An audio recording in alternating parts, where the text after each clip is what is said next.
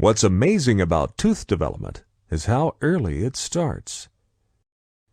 This embryo is only 6 weeks old, and yet the epithelium over its mandible is already thickening in preparation for what's about to happen.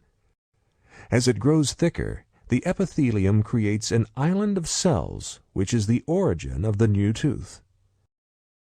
This is the dental lamina, and its remarkable potential is starting to unfold. As we get closer, we can see other key players in the formation of our dentition.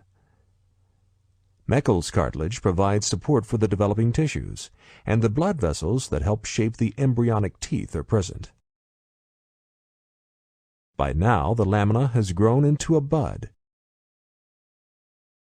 The epithelial cells haven't changed much, but as the bud grows, it starts to bend into a dome in response to pressure from the blood vessels, and the mesenchymal cells underneath condense. At this point, we can already identify the cells that will form the tissues of the mature tooth. The enamel organ is made of cells from the epithelial cap, and it will generate the enamel of the tooth. The condensed mesenchymal cells will form the dentin and the pulp, and they are called the dental papilla. The dental follicle will develop from the remaining condensed mesenchyme. And all of these cells together are known as the tooth germ. So far, we've seen the bud and cap stage of tooth development. The third, and most dramatic, is the bell stage. As the tooth germ begins to grow, the cells differentiate. The stellate reticulum is now obvious. Made up of star-shaped cells pushed apart by fluid pressure, it separates the inner and outer enamel epithelium. Just visible is a flattened area of cells called the stratum intermedium.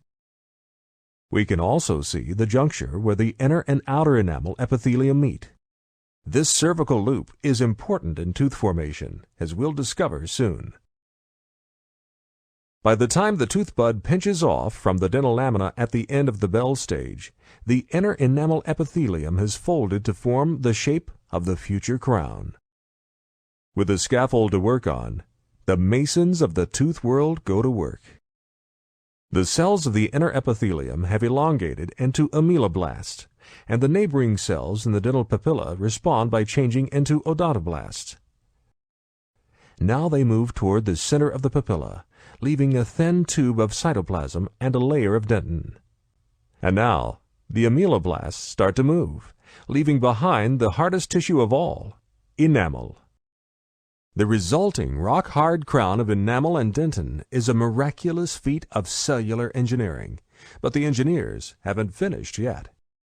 An extension of the cervical loop forms as a collar called Hertwig's epithelial root sheath that causes other odontoblasts to start forming the dentin of the root.